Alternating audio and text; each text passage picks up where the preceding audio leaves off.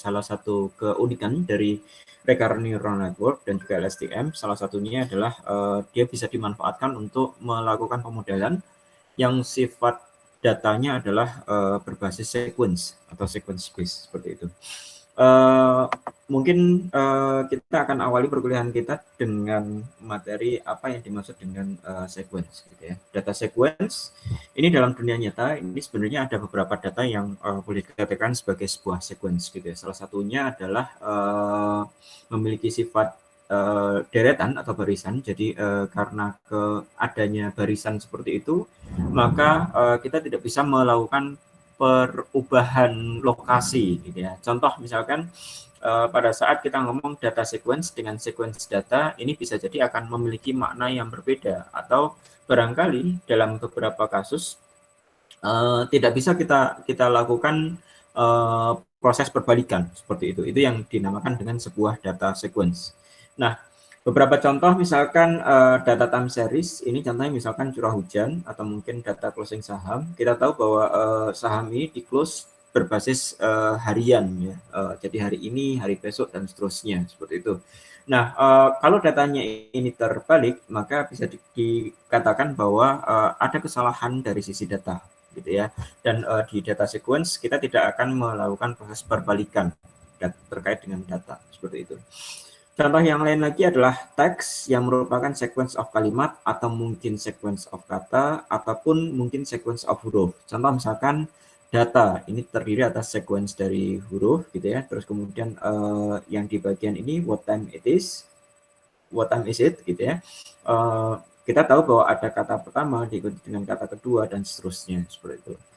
Terus kemudian yang lain lagi contohnya adalah suara yang merupakan barisan amplitude frekuensi. Jadi kalau misalkan kita rekam suara itu terus kemudian kita potong-potong, sebenarnya ada amplitude dari frekuensi tertentu muncul, gitu ya, di sana. Dan kalau kita potong-potong terus kemudian kita acak, maka data sequence itu tidak akan benar lagi. Jadi artinya keterurutan data di sana akan sangat penting sekali. Kalau ada suara yang direkam, suara itu berbunyi agung, maka kalau kita acak bisa jadi tidak akan berbunyi agung kembali, seperti itu. Terus kemudian kita juga bisa lihat dari sisi spektrum atau mungkin septrum. Mohon maaf saya tidak bisa jelaskan di bagian ini karena saya bukan orang audio processing, gitu ya, atau signal processing. Yang lain lagi adalah video yang merupakan barisan dari frame-frame tertentu. Contoh misalkan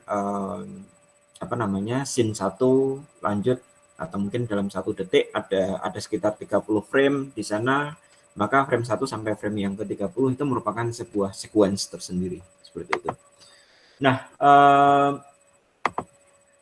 pemrosesan sequence ini kita tidak bisa lakukan dengan menggunakan artificial neural network, convolutional neural network, ataupun mungkin deep Bayesian network yang kemarin kita sudah pelajari, gitu ya. Kenapa? Karena dalam ketiga algoritma itu tidak membahas kaitannya dengan sequence, gitu ya. Apa yang kita perlukan? Yang kita perlukan adalah kita perlu menyimpan sebuah informasi dalam satu waktu, gitu ya, untuk dapat dipergunakan pada pemrosesan waktu berikutnya.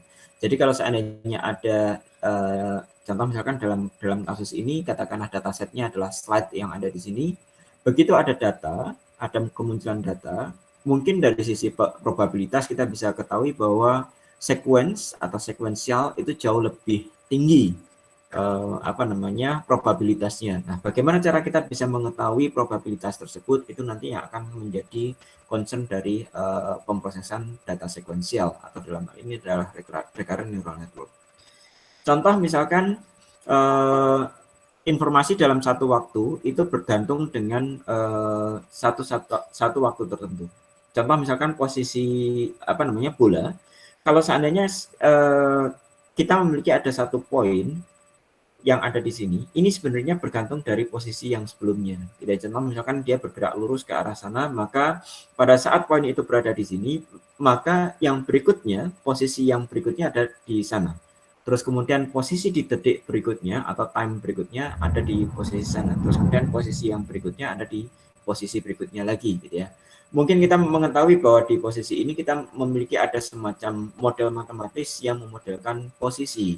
Namun kita bisa kaitkan dengan dalam satu satuan waktu tertentu, atau mungkin nanti kita kenal dalam recurrent neural network. Pada saat kita memiliki ada posisi tertentu, ini bergantung pada posisi sebelumnya dan juga sebelumnya lagi, seperti itu. Itu yang akan menjadi apa namanya kata kunci dari recurrent neural network. Oke, kita lanjutkan. Permasalahan yang ada dalam data sequence adalah, contoh misalkan, mohon maaf ini saya ambil slide-nya ada di MIT Deep Learning. Jadi kalau tidak salah, kalau teman-teman buka website Introduction to Deep Learning, intro-to-deeplearning.com, ini nanti ada beberapa slide yang di-open dan juga ada video yang sudah diunggah di YouTube di MIT, itu kaitannya dengan deep learning, ada banyak sekali, dan di sana ini adalah bahasan kalau tidak salah yang kedua, kalau tidak salah. Apa yang ada di sini, mungkin untuk engage dengan kasus yang ada, ini adalah bagaimana caranya kalau seandainya kita memiliki ada kalimat seperti ini, this morning I took my cat for a, jadi kita hanya memiliki kalimatnya adalah di sini. Dan bagaimana caranya untuk kita bisa melakukan proses prediksi terhadap kata berikutnya, gitu ya. This morning I took my cat for, mungkin kita bisa memiliki intuisi bahwa katakanlah apa namanya, beberapa kata yang ada di dalam bahasa Inggris tidak mungkin untuk bisa kita masukkan ke sana. Contoh misalkan this morning I took my cat for a ride, gitu ya. Kayaknya tidak cocok, gitu ya. Mungkin yang lain lagi adalah bisa jadi di sini adalah sebuah verb, gitu ya. Itu yang memungkinkan untuk bisa kita ajukan, ya, atau kita prediksikan, gitu ya. Nah, permasalahannya adalah untuk melakukan pemodelan seperti itu, maka ada masalah dalam apa namanya jaringan artificial neural network. Di sana kita biasanya memiliki ada fixed input, gitu ya. Nah, fixed input itu apa? Fixed input itu adalah lihat bahwa di artificial neural network, di bagian input kita memiliki ada sejumlah atribut yang sudah kita spesifikasikan di awal, gitu ya. Contoh misalkan dalam CNN pun sama, gitu ya.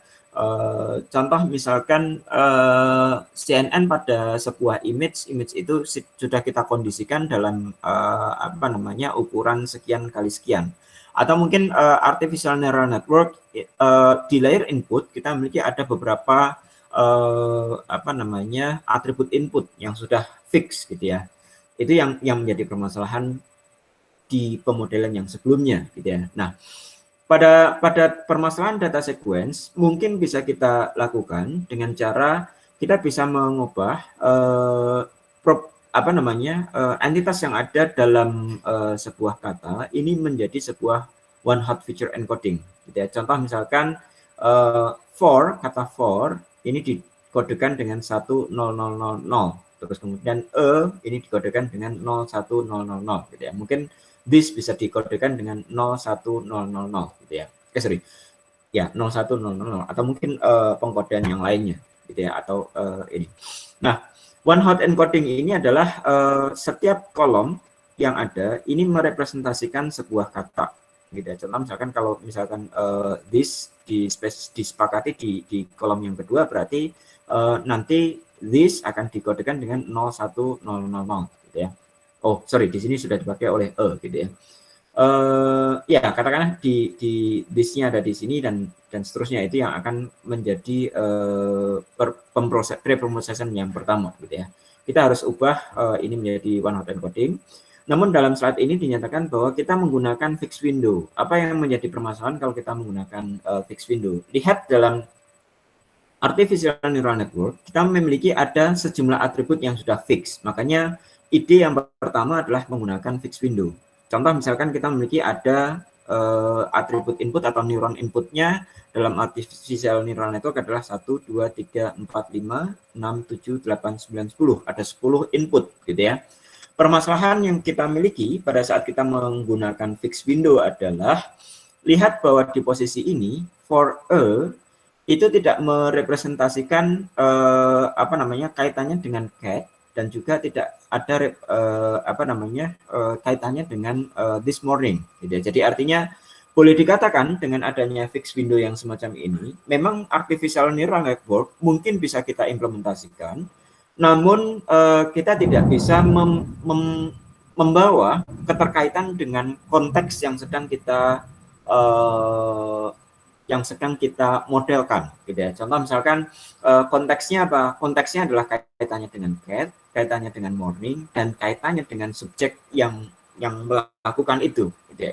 Itu akan hilang, gitu ya. Kalau kita solusi yang lain bagaimana? Solusi yang lain mungkin oke, kita bisa saja menggunakan hal yang semacam itu. Akan muncul permasalahan pada saat contoh dalam kasus yang seperti ini, France is where I grew up, but now I live in somewhere else, gitu ya. I speak fluent. Mungkin kalau kita sebagai manusia bisa jadi kita menemukan ada ketergantungan jawaban yang ada di sini secara probabilistik dengan konteks yang ada di sana. Maka dari itu yang akan menjadi permasalahan yang pertama pada saat kita menggunakan fixed window, gitu ya, dengan pemodelan data sequence, gitu ya. Kita memerlukan informasi yang boleh dikatakan distant past, gitu ya. Jadi ada informasi yang sangat jauh, gitu ya, dari lokasi yang bisa kita tebak, gitu ya. Ini yang perlu kita perhatikan pada saat kita memodelkan yang seperti itu. Oke, kalau seandainya seperti itu, kenapa tidak kita coba the entire sequence as set of counts, gitu ya. Contoh misalkan kalau kita punya ada this morning I took my cat for ada semua data yang ada di sana. Semua kata menjadi back of word, jadi ada this di sini pada posisi yang kedua, morning ada posisi yang kelima, terus kemudian I ada di posisi yang di sini, cat ada posisi di sana, dan demikian seterusnya, seperti itu. Dan nilai-nilai yang ada di sini ini adalah set of count. Dalam artian adalah kita akan frekuensikan karena semuanya muncul hanya satu buah, maka kita isikan satu di sini. Mungkin this pada saat di sana ada posisi this lagi, maka akan muncul dua di sana. Maka dengan konsep yang seperti itu boleh dikatakan bisa jadi kita akan memiliki ada probabilitas yang lain, gitu ya. Namun dengan konsep yang seperti ini pun sebenarnya ada permasalahan, gitu ya. Permasalahannya apa? Permasalahannya adalah pada saat kita menggunakan count seperti yang tadi, ini akan muncul permasalahan yang seperti ini. Ada dua hal yang berkebalikan, tapi kalau kita modelkan dengan cara yang tadi, ini akan mengalami mendapatkan data yang sama. Contoh misalkan the hanya satu, food hanya satu, was hanya satu, oke, sampai di sini tidak ada masalah. Yang menjadi masalah adalah di bagian yang ini, tiga kata berikutnya.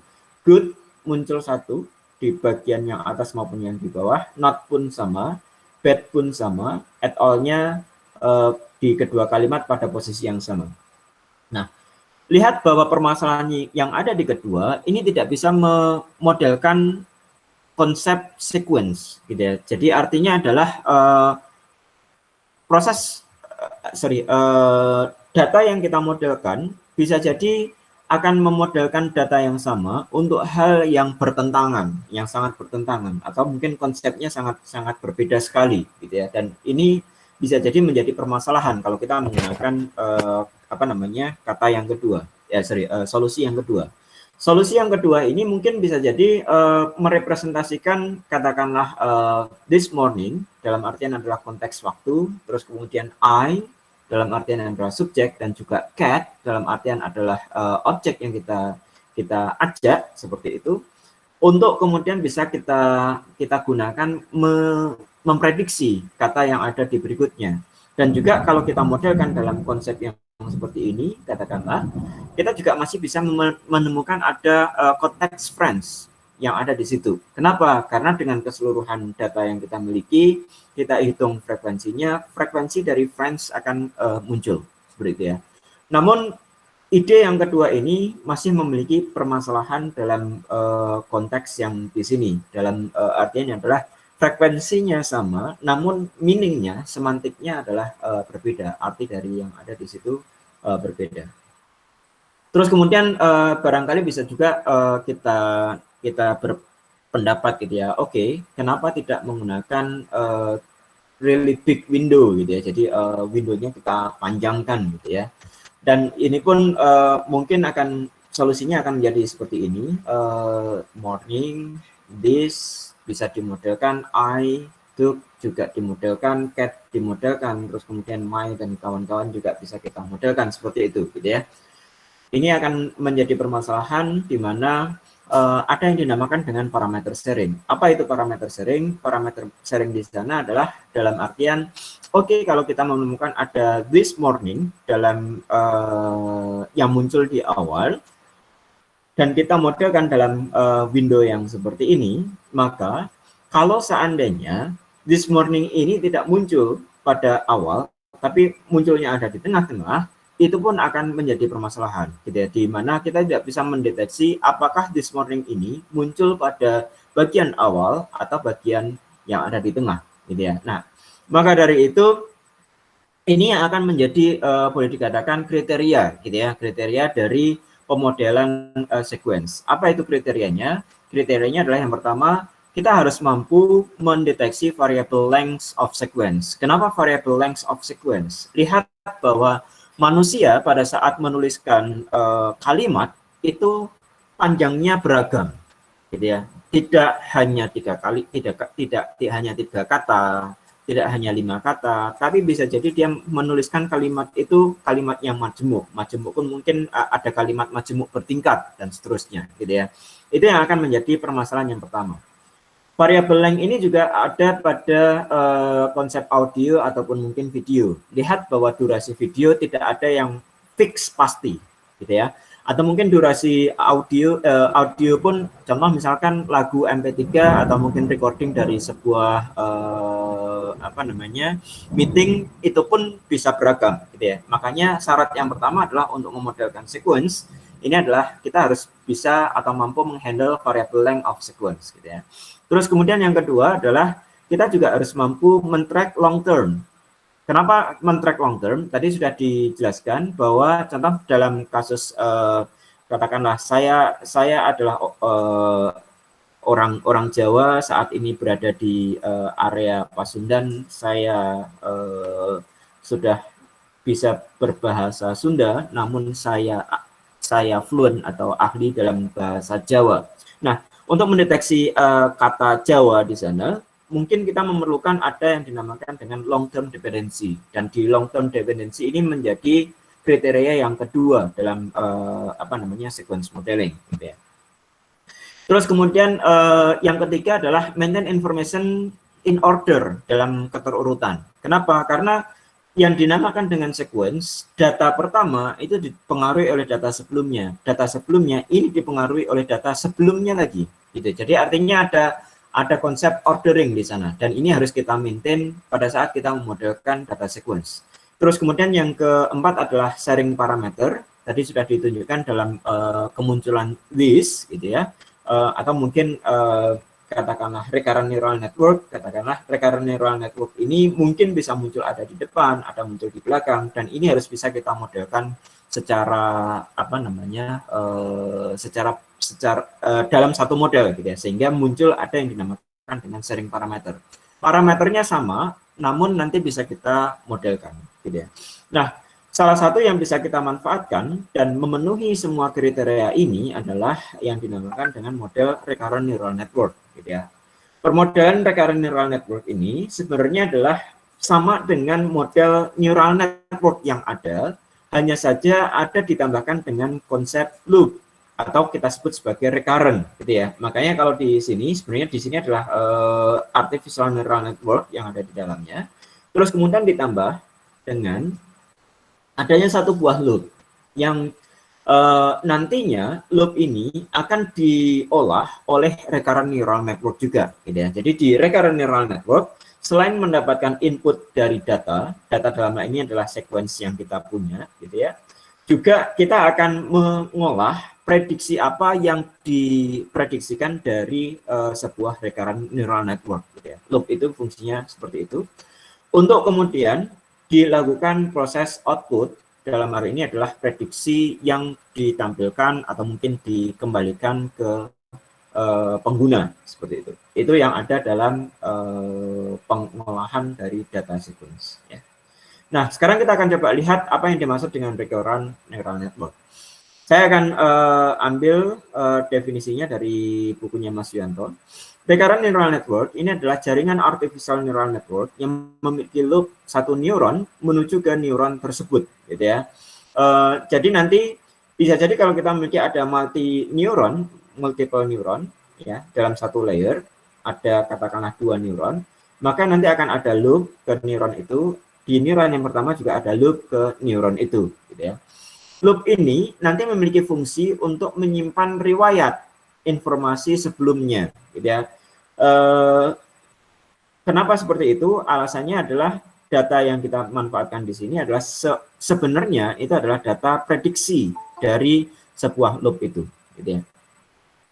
Atau sebuah neuron yang dihasilkan, gitu ya. Riwayat ini dan juga input pada suatu waktu dipergunakan untuk memproses data berikutnya, atau ini tergantung kalau kasus yang kita hadapi adalah prediksi, maka nanti itu yang akan kita manfaatkan. Contoh pada data percakapan, informasi diolah ini tidak hanya pada segmen tertentu, namun juga pada segmen sebelumnya. Gitu ya. Jadi contoh misalkan kalau kita ngomong Agung, gitu ya, biasanya kita pecah-pecah menjadi A, Gu, Ong, baru kemudian G-nya yang mati, gitu ya, atau mungkin yang lainnya, gitu ya. Jadi untuk mendeteksi ada seperti itu, bisa jadi ini akan bergantung dengan dua syllable yang sebelumnya, atau mungkin lebih dari beberapa syllable yang sebelumnya, gitu ya. Itu yang bisa kita coba lakukan. Atau mungkin saya yakin teman-teman bisa menebak kata yang ada di sini. Sorry, saya edit sedikit, ini kurang satu buah huruf.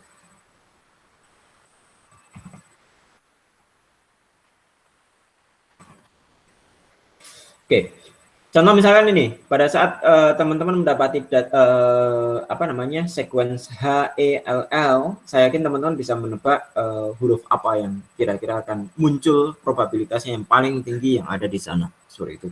Ini yang akan kita hadapi dalam konteks recurrent neural network atau mungkin sequence modeling. Ya. Oke. Seandainya kita ingin memproses data X pada segmen waktu tertentu, maka sebenarnya data XT ini diproses oleh neuron A menjadi sebuah nilai HT atau mungkin hidden, gitu ya.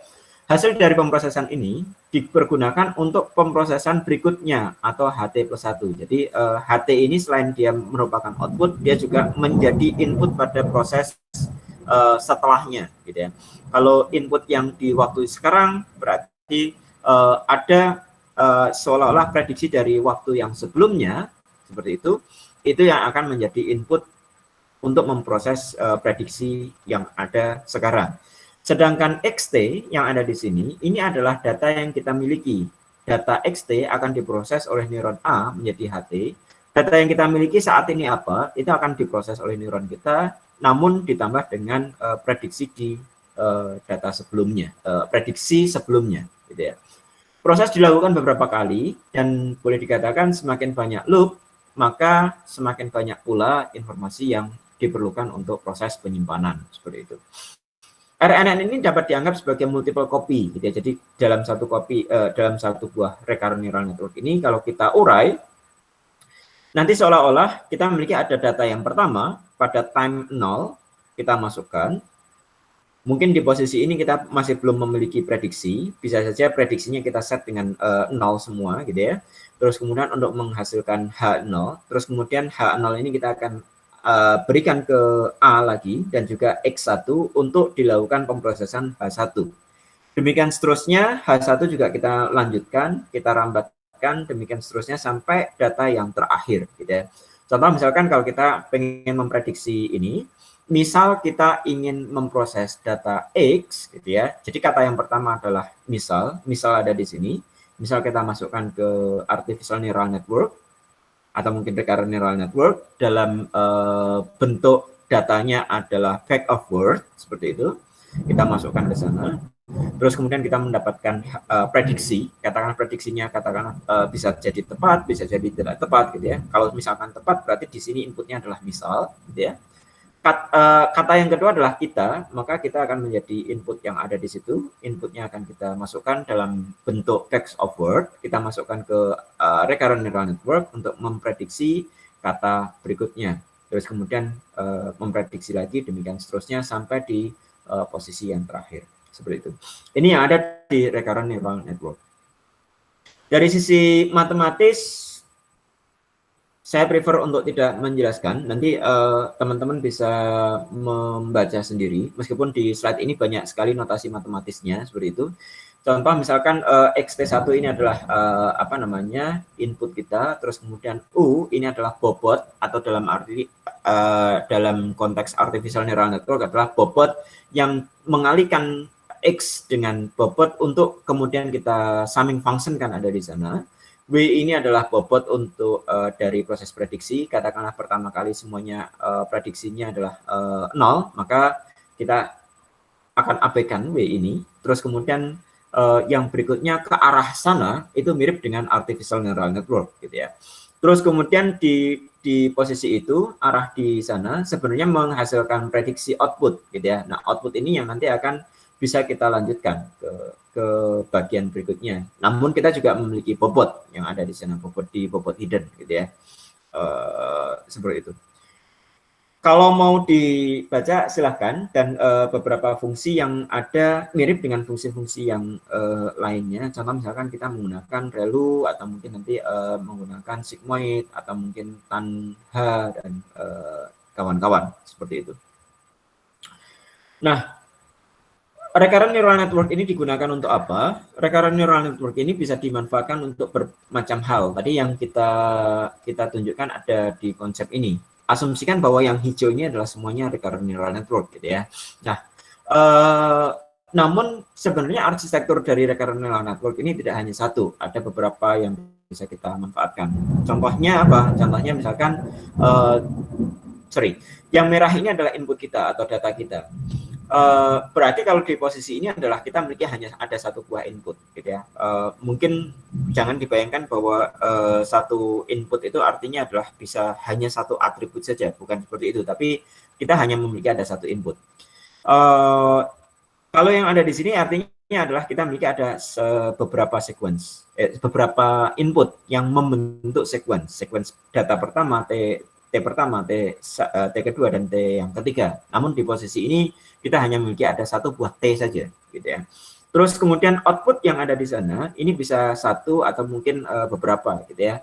Sehingga dengan bentuk yang semacam itu kita akan memiliki arsitektur one to many, many to one, dan sampai di posisi many to many, gitu ya. Apa yang bisa dimanfaatkan di sana?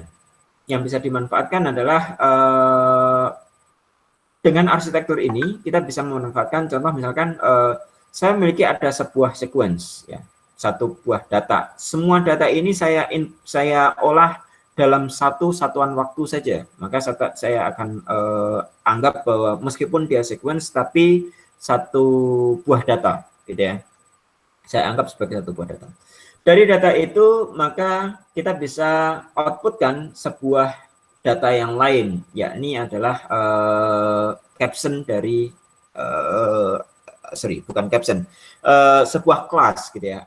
Apakah ini segmen masuk ke dalam segmen tertentu gitu ya. Contoh misalkan kita prediksikan bahwa ini adalah segmen running gitu ya, atau mungkin segmen tembak-tembakan, atau mungkin segmen makan, atau segmen tidur, atau mungkin segmen yang lain. Video bisa kita buat seperti itu, dan masing-masing datanya bisa kita klasifikasikan pula seperti itu. Ini arsitektur yang pertama. Arsitektur yang kedua adalah bisa saja pada saat kita masuk satu buah data akan muncul sebuah sequence gitu ya. Sequence yang kita outputkan berupa sebuah sequence. Contoh yang ada adalah image captioning, gitu ya. Contoh misalkan saya memasukkan ada satu datanya berupa apa? Berupa image, gitu ya. Maka kita bisa outputkan sequence of caption, gitu ya. Contoh misalkan image ini akan muncul caption a young boy is playing basketball, gitu ya. Atau mungkin segmen yang ini a little girl in a pink skirt is swinging, gitu ya. Atau mungkin yang lainnya. Dan dalam konsep yang seperti ini, lihat bahwa input kita hanya satu, namun outputnya adalah ada beberapa data. Ya. Beberapa data ini bisa jadi berbeda, jadi bisa juga variabel di sini. Ya, seperti itu. Terus kemudian juga bisa input kita ada banyak, tapi hanya ada satu output, gitu ya. Outputnya apa? Outputnya adalah kita bisa bentukkan, katakanlah, sentimen analisis, gitu ya, berapa rating yang akan diberikan dari sebuah sequence ini. Contoh misalkan this movie is fantastic, I really like it because it is so good, gitu ya. Kalau kita lihat mungkin ini menyatakan positif semuanya, nanti tergantung prediksi rating kita angkanya berapa. Lihat bahwa di sini hanya ada satu buah output saja, namun inputnya adalah berupa sequence. Terus kemudian yang lain lagi adalah seperti ini, kita bisa translasikan, gitu ya, satu buah data sehingga inputnya adalah sequence, outputnya adalah sequence yang lain. Gitu ya. Contoh misalkan mesin translasi, atau mungkin ada beberapa contoh kasus yang lain. Contoh misalkan di sini I learned English today, terus kemudian keluarnya adalah saya belajar bahasa Inggris hari ini. Gitu ya. Ini yang menjadi input. Atau mungkin yang lain lagi adalah sequence input and output. Jadi many to many ini kapan bisa dimanfaatkan untuk sequence of output. Contoh misalkan dalam video classification di mana masing-masing frame-nya bisa kita labelkan, gitu ya. Maka ada time frame pertama, ada time frame kedua, ada time frame yang ketiga, gitu ya. Kalau yang tadi kita hanya melihat satu buah running saja, gitu ya. Lihat bahwa di posisi running juga sebenarnya ada apa namanya, ada sequence, gitu ya. Running, terus kemudian ada fall, terus kemudian di video berikutnya mungkin ada orang yang finish line, terus kemudian winning time, gitu ya. Atau mungkin terus kemudian penyerahan medali, ada sequence of data seperti itu. Jadi di posisi itu boleh dikatakan kita akan memiliki ada output yang many to many, seperti itu. Oke, itu tadi adalah arsitekturnya. Nah, sekarang formulasi dari apa namanya recurrent neural network ini sebenarnya adalah mengikuti sesuatu yang dinamakan dengan backpropagation through time, gitu ya. Kenapa? Karena basisnya sebenarnya adalah backpropagation. Recurrent neural network ini memiliki arsitektur yang seolah-olah berlapis. Tadi sudah kita tunjukkan bahwa dari satu buah, kalau kita unwrap, gitu ya, kalau kita unwrap, dia bisa memiliki ada beberapa apa namanya arsitektur, gitu ya. Satu recurrent neural network diikuti dengan recurrent neural network, diikuti dengan recurrent neural network, demikian seterusnya sampai data yang terakhir, gitu ya. Neural network yang sederhana, namun bisa digunakan secara berulang. Di sini dikatakan sebagai sederhana, kenapa? Karena memang yang kita manfaatkan adalah neural network yang ada, gitu ya.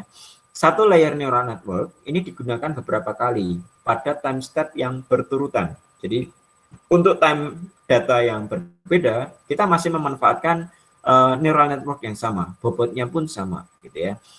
Mungkin kalaupun nanti terjadi perubahan bobot itu dikarenakan ada katakanlah galat dan seterusnya, seperti itu yang ada di neural network yang di backpropagation through time atau mungkin recurrent neural networknya.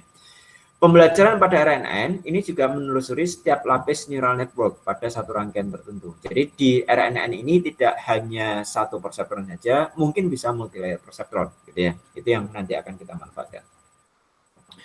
Recurrent neural network disebut sebagai algoritma pembelajaran backpropagation through time. Kenapa seperti itu? Alasannya adalah mungkin nanti error yang ada ini kita rambatkan dari waktu ke waktu, gitu ya. Makanya dikatakan sebagai backpropagation through time. Ya. Formulasinya mungkin kurang lebih seperti ini. Jadi kita memiliki ada HT, itu adalah suatu fungsi aktivasi dari berdasarkan sebuah fungsi yang mendapatkan input dari HT-1 dan juga XT. Lihat HT ini adalah prediksi di waktu sebelumnya, gitu ya.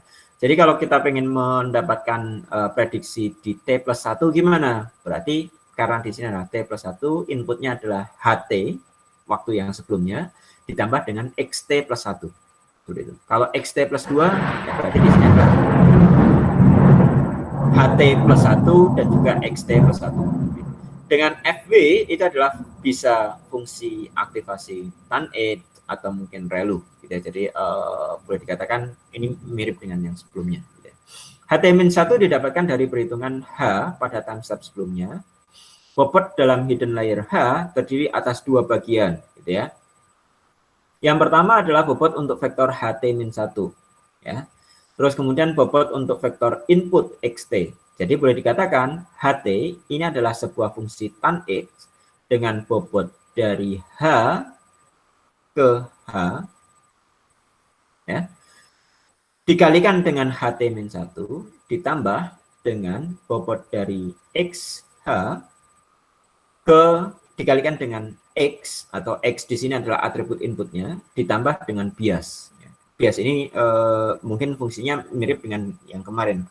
Garis itu bisa supaya bisa menjadi terjadi pergeseran seperti itu.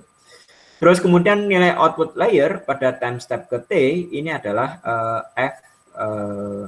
output dari T itu adalah fungsi tertentu. Bobot dari apa namanya? Di posisi ini adalah posisi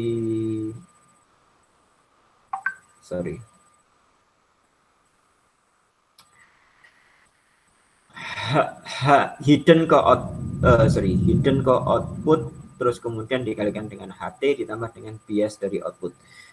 Di sini adalah bobot dari hidden ke hidden, di sini adalah bobot dari input ke hidden, terus kemudian di sini adalah bias dari hidden. Ya. Mohon maaf saya koreksi di bagian bobotnya di sini. Mungkin itu untuk kemudian kita bisa keluarkan outputnya. Gitu ya. Jadi di sini FO-nya bisa berupa fungsi aktivasi, entah itu sigmoid ataupun mungkin juga softmax. Gitu. Jadi di sini ada semacam lapisan lagi. Gitu. Jadi output dari sini nanti akan terjadi loop. Untuk kemudian di sini kita akan bisa lakukan output yang sesungguhnya. Gitu. Jadi seolah-olah ini ada semacam intermediate loop. Oke, ini hanya perspektif lain. Jadi nanti kalau seandainya teman-teman membuka videonya, semoga nanti bisa paham bahwa kita memiliki ada cell state, terus kemudian fungsi yang tadi, dan kita juga memiliki ada input yang tadi. Kalau kita kaitkan dengan gambarnya, maka di sini adalah outputnya. Terus kemudian fungsinya ada di dalam recurrent neural network. HT-nya sendiri adalah HT-1 adalah sebenarnya digambarkan dengan loop yang ada di sini. XT adalah input yang akan selalu berganti-ganti berkaitan dengan waktu tertentu. Seperti itu. Secara formulasi mungkin karena output dari tebakan itu bisa kita bandingkan dengan output yang sesungguhnya, maka nanti akan muncul semacam ada loss function gitu ya. Kita bisa gunakan cross entropy gitu ya. Dengan mencari minus log dari tebakan yang ada. Minus output dikali dengan log tebakan gitu ya. Ini akan kita lakukan beberapa kali. Lihat bahwa ini hanya ada pada time step tertentu, maka untuk mencari error keseluruhan dari ke semua data yang ada atau mungkin ke semua recurrent neural network-nya, kita harus sigmakan, gitu ya. Kita jumlahkan keseluruhan error loss function yang ada. Gitu ya. Jadi data yang pertama untuk memprediksi kata berikutnya itu adalah X1 gitu ya. Kalau di sini keluarnya bukan X1 maka akan muncul galat atau error. Terus kemudian yang di sini untuk memprediksi X2, kalau di sini keluarnya tidak X2 maka akan muncul galat. Kita bisa lakukan perhitungan itu untuk kemudian kita secara keseluruhan kita akan samingkan, dan di posisi ini kita akan memiliki ada error gitu ya, error. Dari perspektif yang berbeda, mungkin sama sebenarnya di konsep itu kita punya tebakan, terus kemudian tebakan ini bisa jadi tidak sama persis dengan X2-nya, maka akan muncul loss. Loss ini akan kita agregasikan, gitu ya, agregasikan menjadi keseluruhan, ya, keseluruhan loss yang ada. Dari sana, loss itu nanti akan kita manfaatkan untuk proses perubahan bobot, gitu ya, di mana terjadi seolah-olah perambatan yang melewati waktu, gitu ya, melewati waktu. Lihat karena di E2 ini merupakan tebakan terhadap dipengaruhi oleh output yang ada di sini, maka dan output yang di sini dipengaruhi oleh output yang sebelumnya, dan output sebelumnya dipengaruhi oleh output yang sebelumnya lagi, maka error ini harus kita rambatkan sampai di posisi yang terakhir, seperti itu. Dan di posisi itu yang akan kita namakan dengan backpropagation through time, gitu ya, atau BPPT, gitu ya. Benar nggak BPPT? Backpropagation through time, BPTT, sorry, BPTT. BPTT. Pencarian nilai dari U, V, dan W ini menggunakan gradient descent dengan meminimumkan fungsi loss, gitu ya. Jadi untuk menghitungnya, yang pertama errornya akan kita cari terhadap delta W, terus kemudian kita cari untuk terhadap delta V dan juga terhadap delta U, gitu ya. Dimana untuk yang delta W ini hanya kita rambatkan demikian saja menggunakan rumus ini. Terus contoh misalnya untuk T yang ketiga kita bisa gunakan rumus yang di sini. Sorry, seperti ini ya, saya salah mengcopy rumus, gitu ya. Dengan operasi ini adalah hasil perkalian dari dua buah vektor, gitu ya. Dua buah vektor, sehingga nanti bisa kita sebarkan galat yang ada, seperti itu. Sorry, saya tidak terlalu dalam dengan rumusnya, mungkin nanti bisa dibaca saja. Khawatir saya salah melakukan proses penjelasan, gitu ya. Tapi secara umum konsepnya adalah seperti itu. Ada konsep backward yang dilakukan sampai di posisi yang T yang ke 0. Oke. Nah, perhitungan gradien dalam recurrent neural network ini kalau datanya adalah sangat banyak, maka boleh dikatakan nanti proses perhitungan gradiennya sangat kompleks. Kenapa? Dalam satu perhitungan, lihat di posisi ini delta gradien di sini dipengaruhi oleh S1, terus kemudian S1 juga dipengaruhi oleh S2, S2 dipengaruhi oleh S3, S3 dipengaruhi oleh katakanlah S4 nanti, gitu ya. Maka kalau ini kita lakukan terhadap loop yang panjang, kita lakukan proses perubahan bobotnya sangat panjang, maka nanti BPTT ini akan kesulitan untuk proses updating bobotnya. Sehingga salah satu kelemahan dari recurrent neural network adalah proses perubahan bobot yang sangat panjang sekali. Maka dari itu, agar efisien, digunakan truncated BPTT, gitu ya, di mana kita akan bagi forward pass dan backward pass ke dalam subsequence, gitu ya, dengan sejumlah time step yang seragam. Contoh misalkan kita gunakan time step 1, 2, 3, 4, 5, 6, dan 7, ada 7 time step, maka begitu kita maju forward pass 7 buah, dapat loss ini akan kita lakukan perubahan update bobot baik U, V, ataupun U, V, maupun W-nya, gitu ya. Itu yang akan kita lakukan sampai ke belakang, sehingga proses perhitungannya tidak sangat kompleks sekali.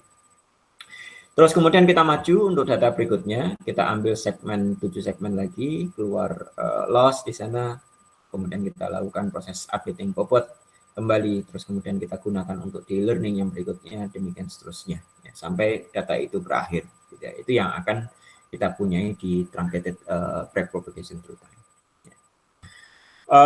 Kita akan coba lihat contoh, gitu ya. Nanti teman-teman saya sarankan untuk bisa melihat contoh yang lain dalam video yang lain. Jadi nanti saya berikan di sesi yang kedua kita nonton bareng, gitu ya, nonton bareng dengan penjelasan yang lebih mudah. Ya. RNN untuk data sequence ini contohnya adalah pada data training, misalkan RNN untuk mengenali sequence hello, gitu ya, HELLO. Kalau kita jalankan terhadap karakter level language model, Di sini hanya ada empat huruf sebenarnya, hanya ada H, E, L, dan O, gitu ya. Jadi kita punya ada 4 huruf, maka back of word-nya adalah kita memiliki ada 4. Terus kemudian data H dimodelkan dengan 1000, E dimodelkan dengan 0100, terus kemudian L dimodelkan dengan 0010, demikian seterusnya, gitu ya.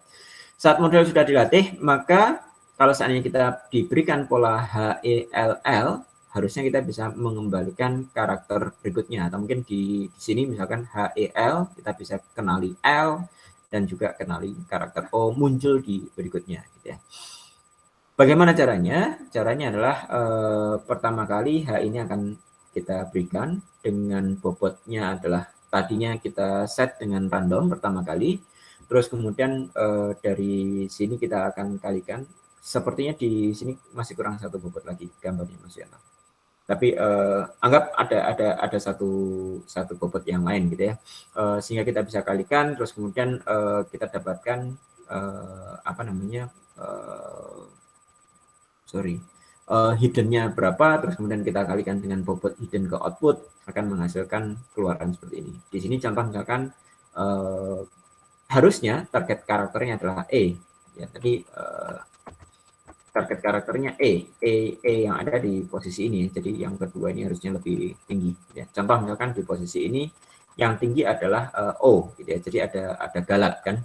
Galat ini yang nanti akan kita akumulasikan seperti itu.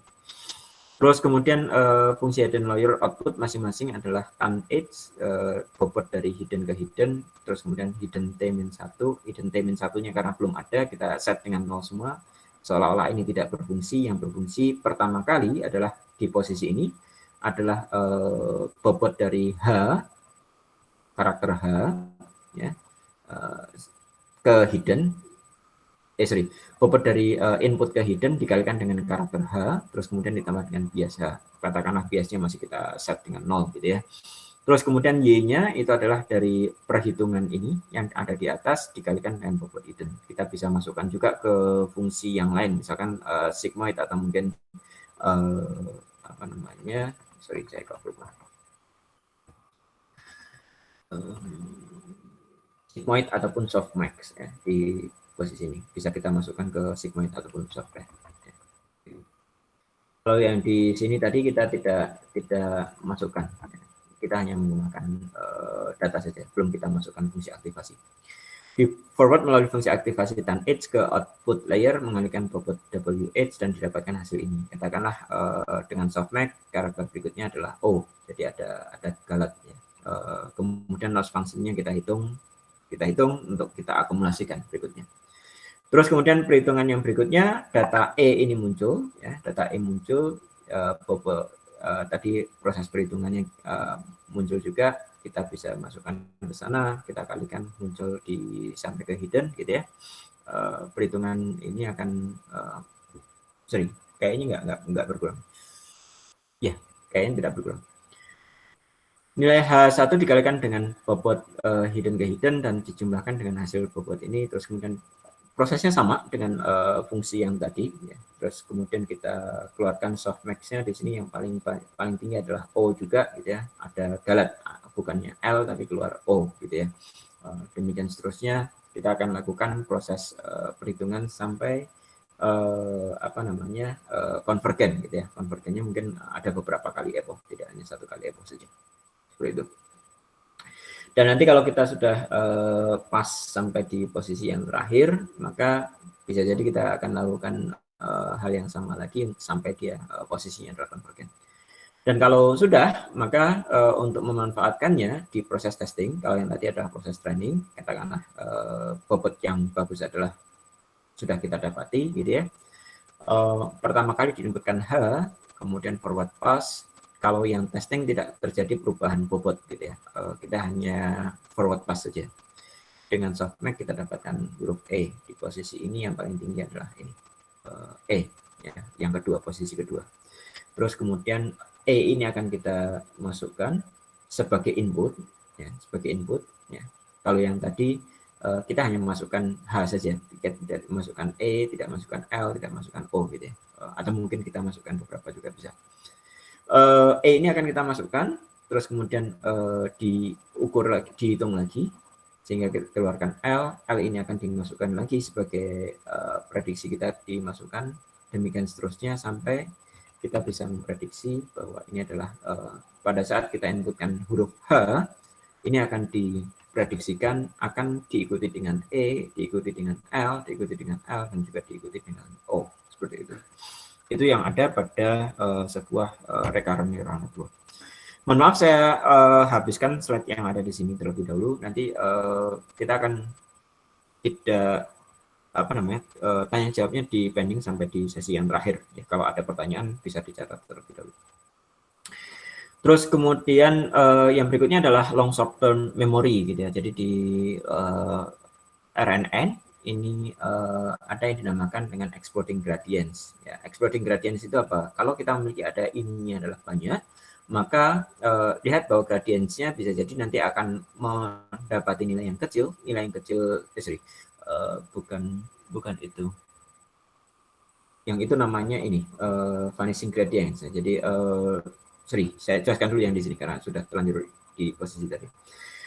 Kalau gradien itu didapati adalah angkanya adalah kecil, sehingga angka kecil itu bisa jadi kita kalikan dengan bobot yang kecil akan menghasilkan angka yang kecil, yang sangat kecil itu akan kita kalikan lagi dengan data yang kurang dari 1, maka akan menjadi sangat kecil lagi, demikian seterusnya, maka akan terjadi sesuatu yang dinamakan dengan vanishing gradient gitu ya. Dan dengan vanishing gradient ini boleh dikatakan error yang ada di data yang pertama itu boleh dikatakan tidak sangat mempengaruhi, tidak terlalu mempengaruhi gitu ya. Padahal data yang pertama ini pun punya pengaruh sebenarnya gitu ya. Tidak hanya data yang terakhir yang sangat berpengaruh seperti itu. Yang ini apa ya? Jadi saya lupa, nanti bisa dilihat di video berikutnya gitu ya. Terus kemudian yang lain lagi adalah permasalahan pada long term dependency ya. Jadi vanishing gradient ini karena kita kalikan di vanishing gradient tadi akan memunculkan permasalahan long term dependency. Kita tidak mampu untuk mendeteksi long term dependency gitu.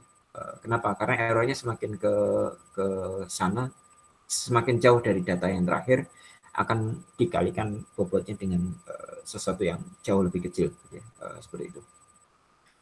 Boleh dikatakan dia tidak bisa mengcapture short term bias parameter to capture short term dependency, hanya mengcapture short term saja gitu ya. Jadi tidak bisa mengcapture long term.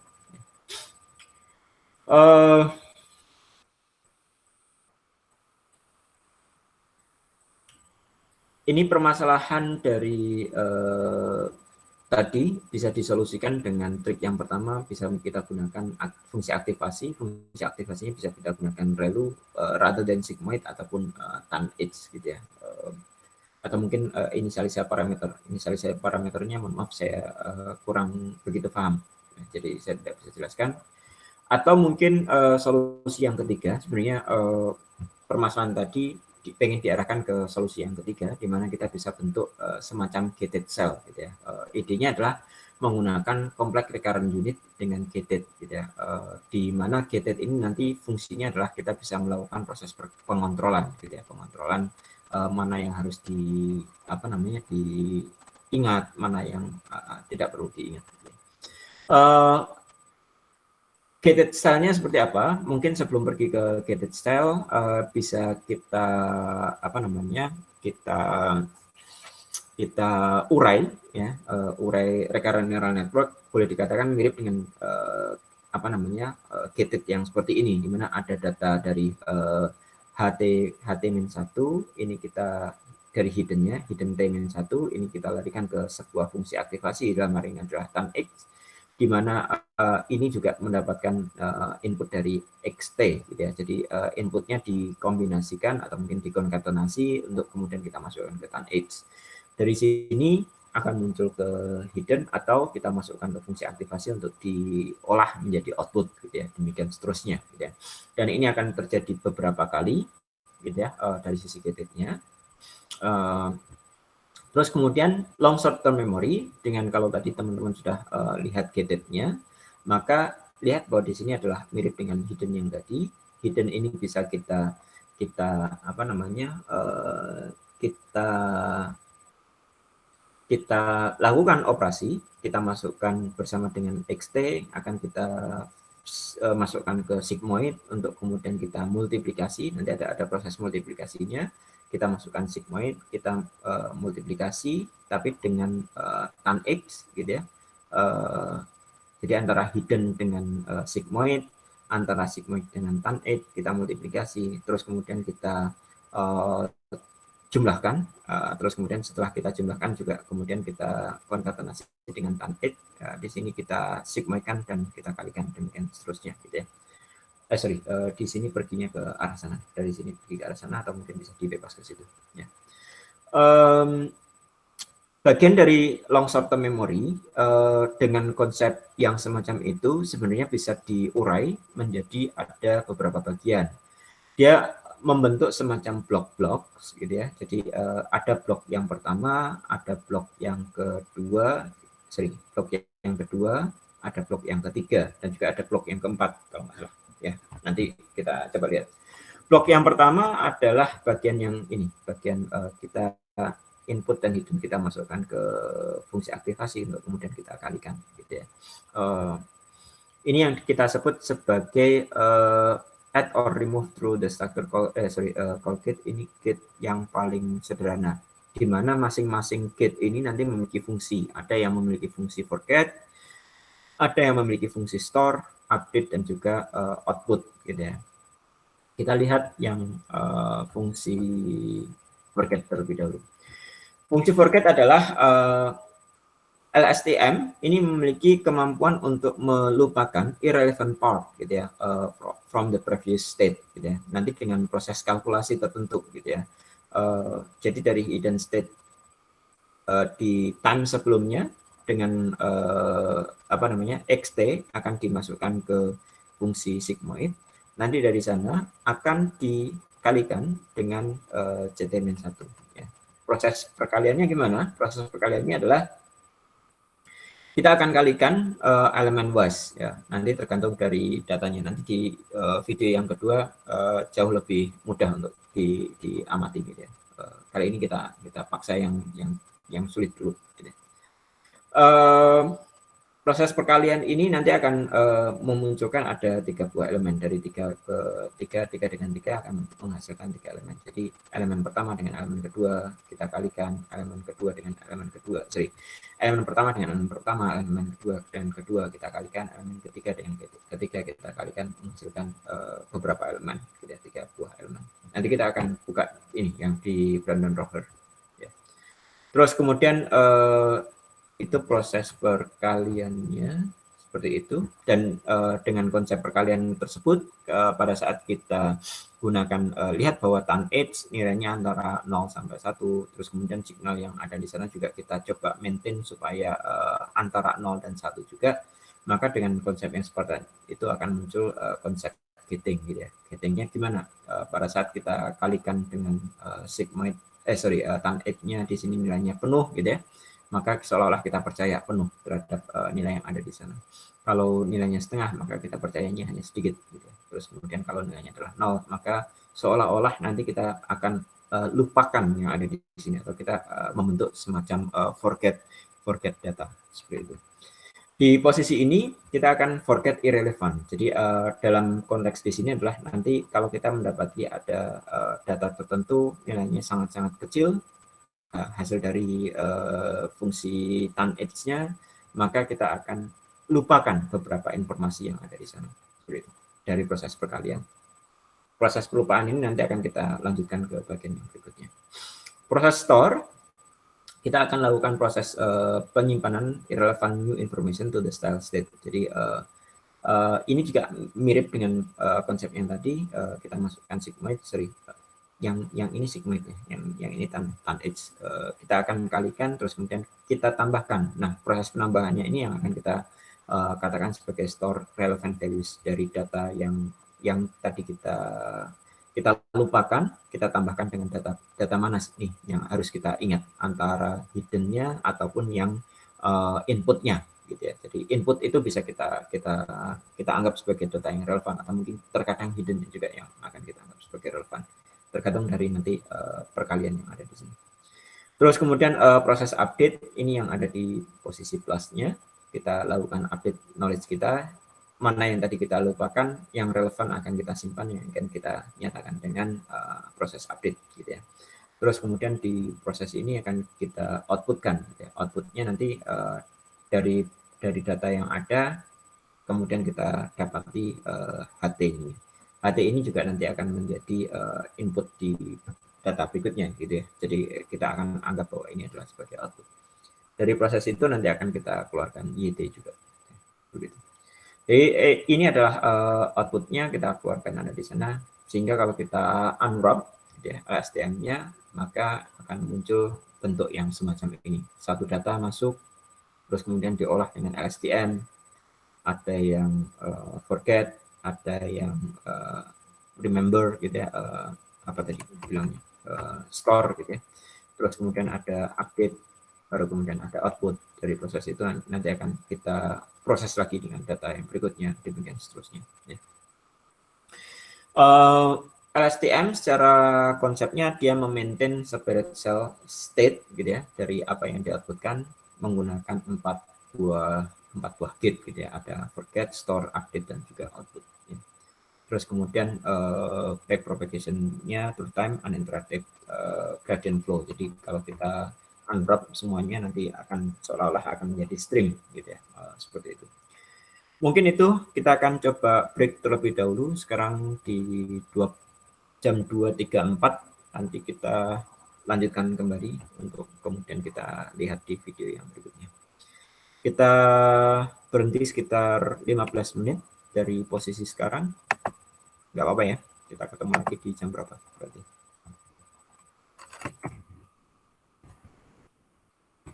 Jam 14.50. Betul. Oke. Kita ketemu di 14.50. Terima kasih banyak.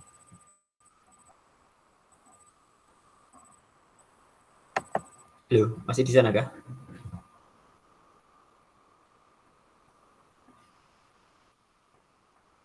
Oke, masih. Makasih banyak Mas Jori.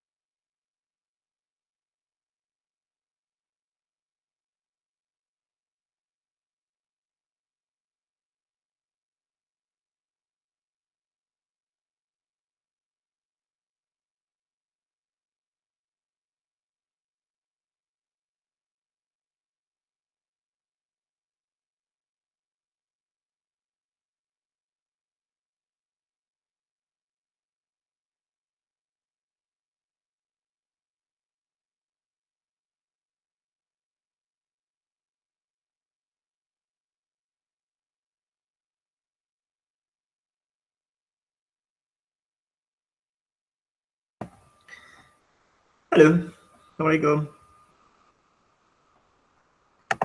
Waalaikumsalam, Mas. Oke, makasih banyak Mas. Saya lanjutkan materinya. Sebentar saya share screen terlebih dahulu ya. Oke,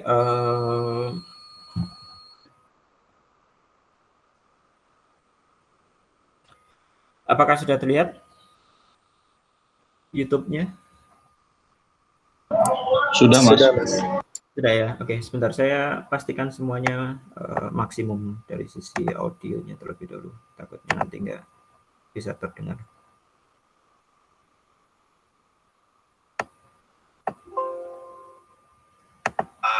Machine learning have gotten a lot of traction Sorry, in the last few years. penjelasannya bisa didengar There's nggak? a couple of big categories Bisa, that have Mas. wins. One is Bisa ya? Oke, kita akan riset lagi setelah ini. the Sebentar. equivalent of finding cats on the internet and any problem that can be made. Applications of machine learning have gotten a lot of traction in the last few years.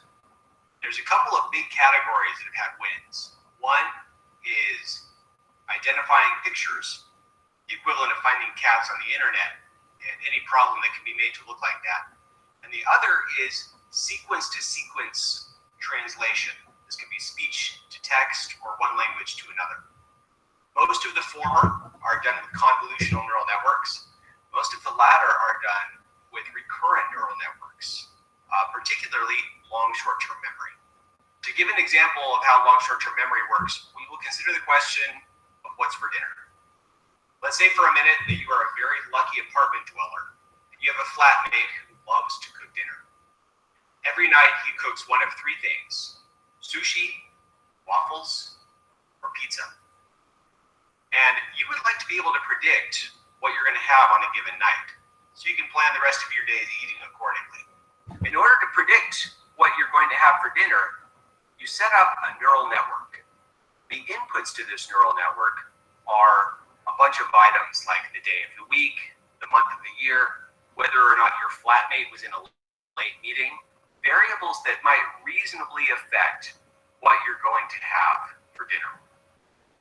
Now, if you're new to neural networks, I highly recommend you take a minute and stop to watch the How Neural Networks Work tutorial. There's a link down in the comments section. If you'd rather not do that right now, and you're still not familiar with neural networks, you can think of them as a voting process. And so in the neural network that you set up, there's a complicated voting process, and all of the inputs like day of the week and month of the year go into it, and then you train it on your history of what you've had for dinner, and you learn how to predict what's going to be for dinner tonight. The trouble is that your network doesn't work very well.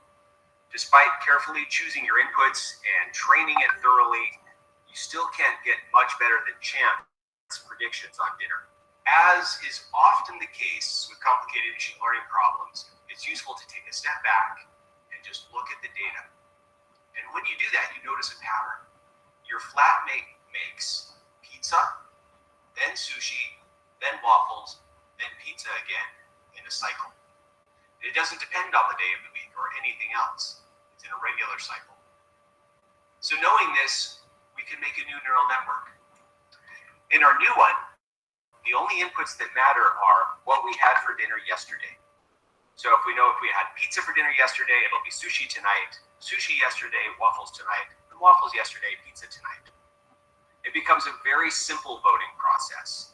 And it's right all the time because your flatmate is incredibly consistent.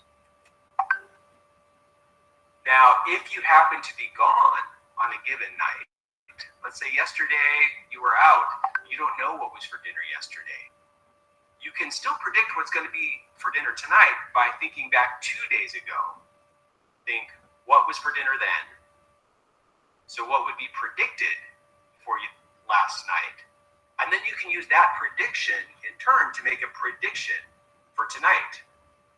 So we make use of not only our actual information from yesterday, but also what our prediction was yesterday. So at this point, it's helpful to take a little detour and talk about vectors. A vector is just a fancy word for a list of numbers. If I wanted to describe the weather to you for a given day, I could say the high is 76 degrees Fahrenheit, the low is 43, the wind's 13 miles an hour, there's going to be a quarter inch of rain, and the relative humidity is 83%. That's all a vector is. The reason that it's useful is vectors, lists of numbers, are computer's native language. If you want to get something into a format that it's natural for a computer to compute, to do operations on, to do statistical machine learning, lists of numbers are the way to go. Everything gets reduced to a list of numbers before it goes through an algorithm. We can also have a vector for statements like, it's Tuesday. In order to encode this kind of information, what we do is we make a list of all the possible values it could have, in this case, all the days of the week, and we assign a number to each. And then we go through and set them all equal to 0, except for the one that is true right now. This format is called one-hot encoding, and it's very common to see a long vector of zeros with just one element being 1. It seems inefficient, but for a computer, this is a lot easier way to ingest that information. So we can make a one-hot vector for our prediction for dinner tonight. We set everything equal to 0 except for the dinner item that we predict. So in this case, we'll be predicting sushi. Now we can group together our inputs and outputs into vectors, separate lists of numbers, and it becomes a useful shorthand for describing this neural network. So we can have our dinner yesterday vector, our predictions for yesterday vector, and our prediction for today vector. And the neural network is just connections between every element in each of those input vectors to every element in the output vector. And to complete our picture, we can show how the prediction for today will get recycled. The dotted line there means hold on to it for a day and then reuse it tomorrow. And it becomes our yesterday's predictions tomorrow. Now we can see how if we were lacking some information, let's say we were out of town for 2 weeks, we can still make a good guess about what's going to be for dinner tonight. We just ignore the new information part, and we can unwrap or unwind this vector in time until we do have some information to base it on, and then just play it forward. And when it's unwrapped, it looks like this. And we can go back as far as we need to, see what was for dinner, and then just trace it forward and play out our menu over the last 2 weeks until we find out what's for dinner tonight. So this is a nice simple example that showed recurrent neural networks. Now to show how they don't meet all of our needs, we're going to write a children's book. It'll have sentences of the format, Doug saw Jane, period. Jane saw Spot, period. Spot saw Doug, period. And so on.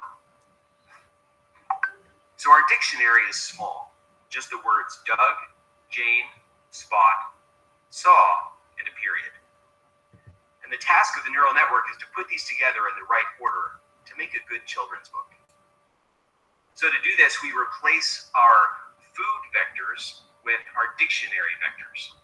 Here again, it's just a list of numbers representing each of the words. So for instance, if Doug was the most recent word that I saw, my new information vector would be all zeros except for a 1 in the Doug position. And we similarly can represent our predictions and our predictions from yesterday. Now, after training this neural network and teaching it what to do, we would expect to see certain patterns. For instance, anytime a name comes up, Jane, Doug, or Spot, we would expect that to vote heavily for the word saw or for a period, because those are the 2 words in our dictionary that can follow a name. Similarly, if we had predicted a name on the previous time step, we would expect those to vote also for the word saw or for a period. And then by a similar method, anytime we come across the word saw or a period, we know that a name has to come after that. So it will learn to vote very strongly for a name, Jane, Doug, or Spot. So in this form, in this formulation, we have a recurrent neural network. For simplicity, I'll take the vectors and the weights and collapse them down to that little symbol with the dots and the arrows, the dots and the lines connecting them. And there's one more symbol we haven't talked about yet. This is a squashing function, and it just helps the network to behave.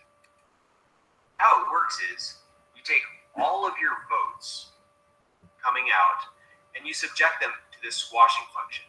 For instance, if something received a total vote of 0.5, you draw a vertical line up where it crosses the function, you draw a horizontal line over to the y-axis, and there's your squashed version out. For small numbers, the squashed version is pretty close to the original version, but as your number gets larger, the number that comes out is closer and closer to 1. And similarly, if you put in a big negative number, then what you'll get out will be very close to -1. No matter what you put in, what comes out is between -1 and 1. So this is really helpful when you have a loop like this, where the same values get processed again and again, day after day. It is possible, you can imagine if in the course of that processing, say something got voted for twice, got multiplied by 2, in that case, it would get twice as big every time and very soon blow up to be astronomical. By ensuring that it's always less than 1, but more than -1, you can multiply it as many times as you want. You can go through that loop and it won't explode. In a feedback loop, this is an example of negative feedback or attenuating feedback. So you may have noticed our neural network in its current state is subject to some mistakes. We could get a sentence, for instance, of the form, Doug saw Doug, period. Because Doug strongly votes for the word saw, which in turn strongly votes for a name, any name, which could be Doug. Similarly, we could get something like Doug saw Jane, saw Spot, saw Doug. Because each of our predictions only looks back one time step, it has very short-term memory, then it doesn't use the information from further back, and it's subject to these types of mistakes. In order to overcome this, we take our recurrent neural network and we expand it, and we add some more pieces to it. The critical part that we add to the middle here is memory. We want to be able to remember what happened many time steps ago. So in order to explain how this works, I'll have to describe a few new symbols we've introduced here. One is another squashing function, this one with a flat bottom. One is an X in a circle, and one is a cross in a circle. So the cross in a circle is element by element addition. The way it works is you start with two vectors of equal size, and you go down each one. You add the first element of one vector to the first element of another vector, and then the total goes into the first element of the output vector. So 3 plus 6 equals 9. Then you go to the next element. 4 plus 7 equals 11. And so your output vector is the same size of each of your input vectors. Just a list of numbers, same length, but it's the sum, element by element, of the two. And very closely related to this, you've probably guessed, the X in the circle is element by element multiplication. It's just like addition, except instead of adding, you multiply. For instance, 3 times 6 gives you a first element of 18. 4 times 7 gets you 28. Again, the output vector is the same size of each of the input vectors. Now, element-wise multiplication lets you do something pretty cool. You imagine that you have a signal, and it's like a bunch of pipes, and they have a certain amount of water trying to flow down them. In this case, we'll just assign the number to that of 0.8. It's like a signal. Now, on each of those pipes, we have a faucet. We can open it all the way, close it all the way, or keep it somewhere in the middle to either let that signal come through or block it. So in this case, an open gate, an open faucet would be a 1, and a closed faucet would be a 0. And the way this works with element-wise multiplication, we get 0.8 times 1 equals 0.8. That signal passes right through into the output vector. But the last element, 0.8 times 0 equals 0. That signal, the original signal, was effectively blocked. And then with the gating value of 0.5, the signal was passed through, but it's smaller, it's attenuated. So gating lets us control what passes through and what gets blocked, which is really useful. Now, in order to do gating, it's nice to have a value that you know is always between 0 and 1. So we introduce another squashing function. This will represent with a circle with a flat bottom. And it's called the logistic function. It's very similar to the other squashing function, the hyperbolic tangent, except that it just goes between 0 and 1 instead of -1 and 1. Now, when we introduce all of these together, what we get, we still have the combination of our previous predictions and our new information. Those vectors get passed, and we make predictions based on them. Those predictions get passed through, but the other thing that happens is a copy of those predictions is held onto for the next time step, the next pass through the network. And some of them, here's a gate right here, some of them are forgotten, some of them are remembered. The ones that are remembered are added back into the prediction. So now we have not just prediction, but predictions plus the memories that we've accumulated and that we haven't chosen to forget yet. Now there's an entirely separate neural network here that learns when to forget what. Based on what we're seeing right now, what do we want to remember? What do we want to forget? So you can see this is powerful. This will let us hold on to things for as long as we want. Now, you've probably noticed, though, when we are combining our predictions with our memories, we may not necessarily want to release all of those memories out as new predictions each time. So we want a little filter to keep our memories inside and let our predictions get out. And we added another gate for that, to do selection. It has its own neural network, so its own voting process, so that our new information and our previous predictions can be used to vote on what all the gates should be, what should be kept internal, and what should be released as a prediction. We've also introduced another squashing function here. Since we do an addition here, it's possible that things could become greater than 1 or smaller than -1, so we just squash it to be careful, to make sure it never gets out of control. And now, when we bring in new predictions, we make a lot of possibilities, and then we collect those with memory over time, and of all of those possible predictions, at each time step, we select just a few to release as the prediction for that moment. Each of these things, when to forget and when to let things out of our memory, are learned by their own neural networks. And the only other piece we need to add to complete our picture here is yet another set of gates. This lets us actually ignore possible predictions, possibilities as they come in. This is an attention mechanism. It lets things that aren't immediately relevant be set aside so they don't cloud the predictions in memory going forward. It has its own neural network and its own logistic squashing function and its own gating activity right here. Now, long short-term memory has a lot of pieces, a lot of bits that work together, and it's a little much to wrap your head around it all at once. So what we'll do is take a very simple example and step through it just to illustrate how a couple of these pieces work. It's admittedly an overly simplistic example, and feel free to poke holes at it later. When you get to that point, then you know you're ready to move on to the next level material. So we are now in the process of writing our children's book.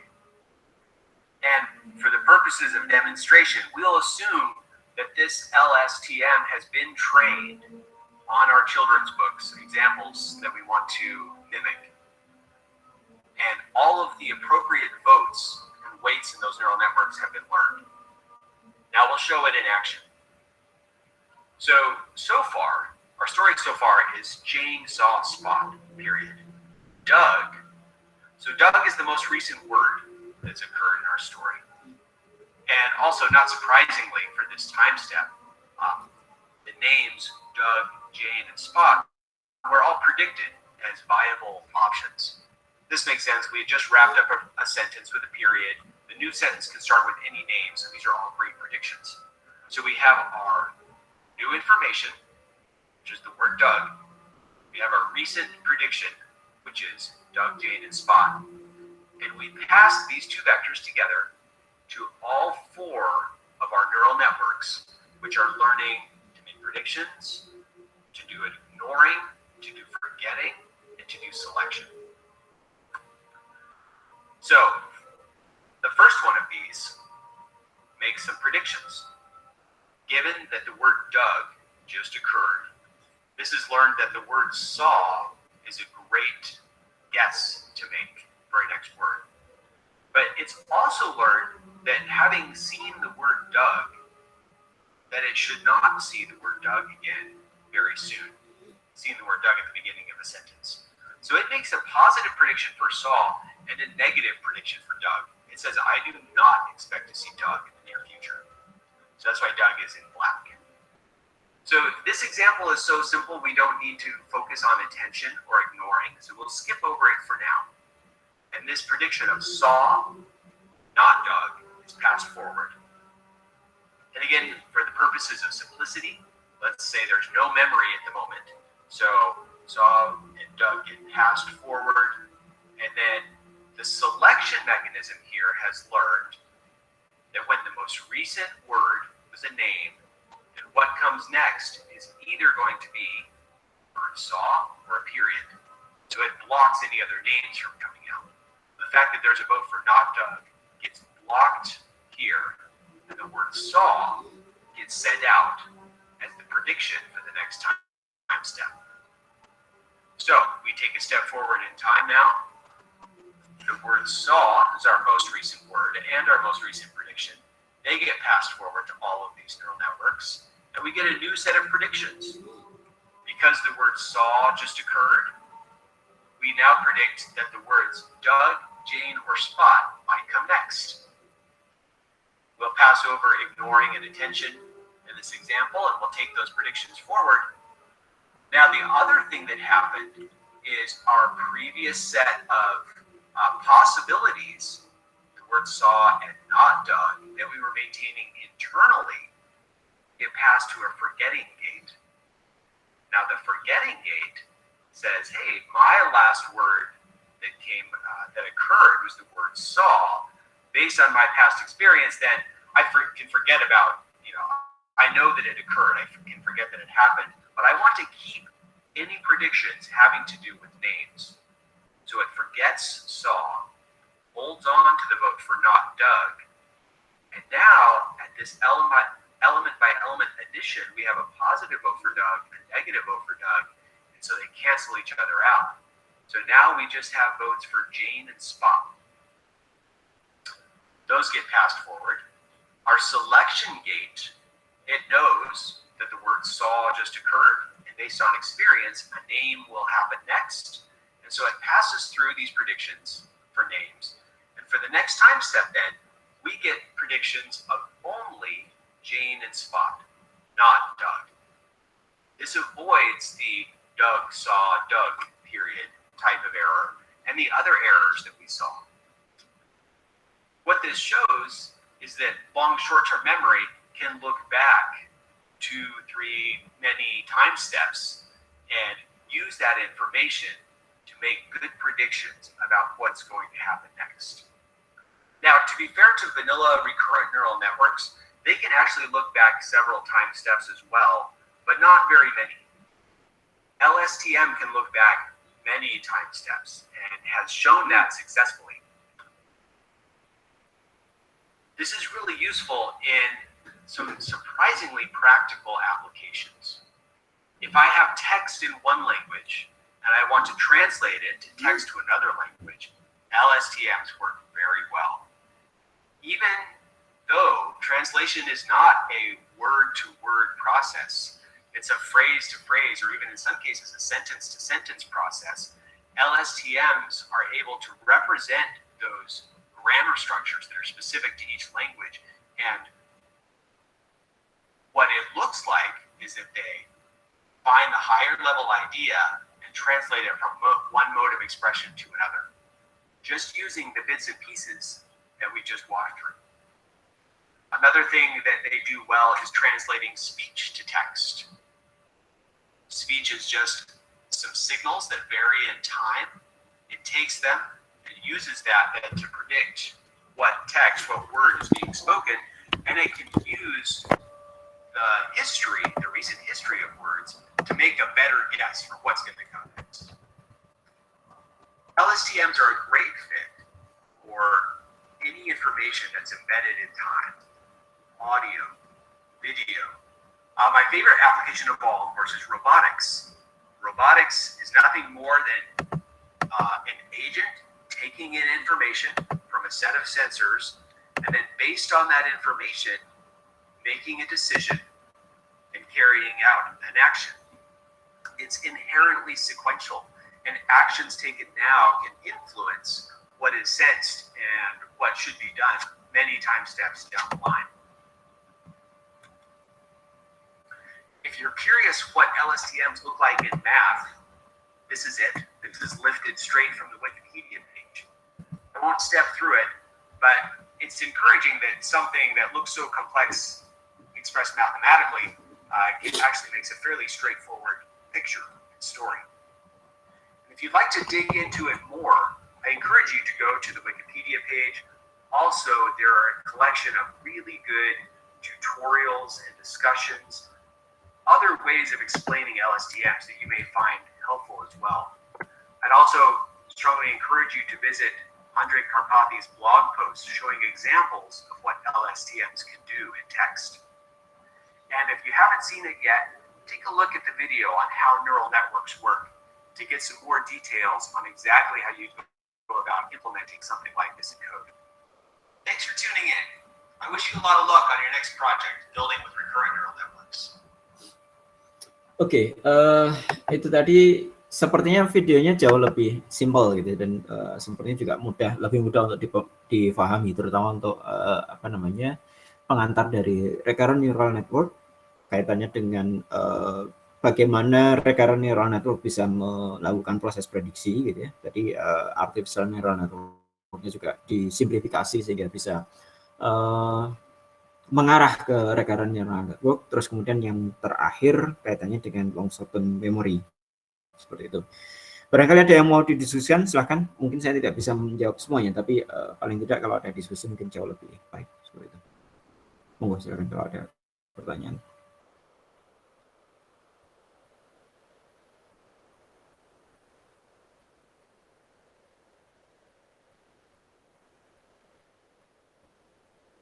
Halo?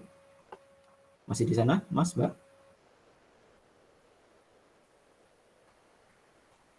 Masih, Mas. Masih. Ada pertanyaan? Silakan. Atau tidak paham sama sekali? Mohon maaf kalau Sani tidak paham sama sekali. Semoga ada paling tidak ada yang diambil gitu ya. Yang diambil mungkin dari sisi pengolahan sekuensinya ada proses recurrent, let's say itu yang pertama. Terus kemudian yang kedua di LSTM ada store, forget, terus kemudian tadi yang selection, terus kemudian output gitu ya. Yang kedua. Nanti untuk masalah detailnya mungkin misalkan gimana cara store, gimana cara forget dan kawan-kawan itu mungkin nanti perlu didetailkan kembali kalau seandainya tertarik ke arah situ. Atau mungkin mengerjakan tugas akhir ke arah sana. Jadi wajib tahu kan ya, seperti itu. Ada pertanyaan mungkin? Tidak ada? Maaf Mas, mau tanya. Ya, silakan Mas Rizky. Tapi ini enggak terkait sama RNN tadi. Cuman pengen tahu aja, penasaran. Kalau metode untuk klasifikasi itu ada yang baik atau kurang baiknya nggak sih Mas? Kalau boleh tahu. Atau tergantung dari datasetnya. Untuk menghasilkan akurasi yang baik atau kurang baik itu tergantung. Gini, masing-masing metode klasifikasi itu memiliki gini. Kalau saya biasanya menjelaskan ke teman-teman seperti ini. Semua algoritma yang kita ketahui dan kita pelajari atau mungkin yang tidak kita ketahui dan belum kita pelajari itu masing-masing memiliki kelebihan dan kekurangan, gitu ya. Jadi hampir mirip dengan saya akan anggap bahwa semua algoritma itu adalah sebuah tools, gitu ya. Contoh misalkan tools itu apa? Katakanlah kita ngomong masalah pisau, gitu ya. Ada berbagai macam pisau di sana. Ada pisau untuk buah, ada pisau untuk daging, ada pisau untuk sayur, ada pisau untuk roti, gitu ya. Pada saat seperti itu, pertanyaannya mana yang paling baik?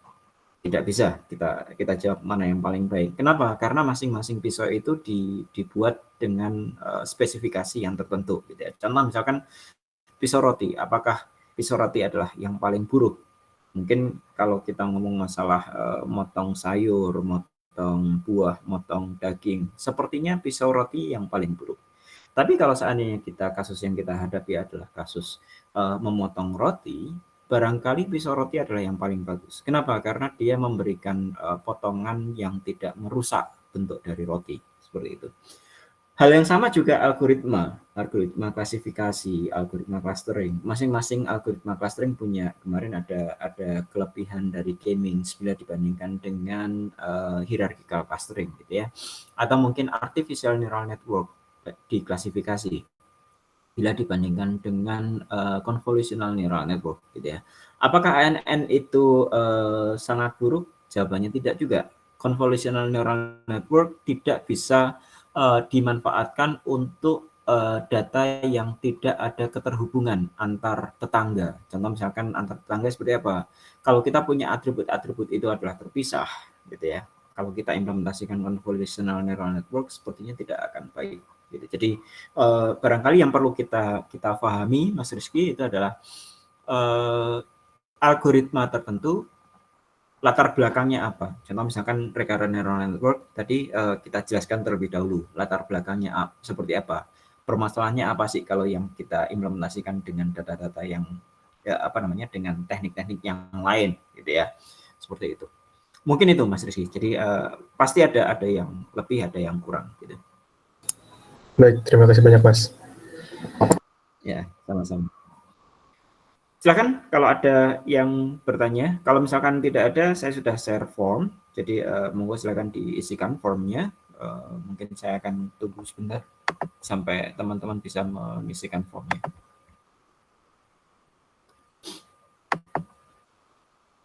Sudah bisa diisi ya, Mas Yordi? Oke, makasih banyak Mas Yordi. Mas Yordi ada pertanyaan? Biasanya sering bertanya. Mikrofonnya mati.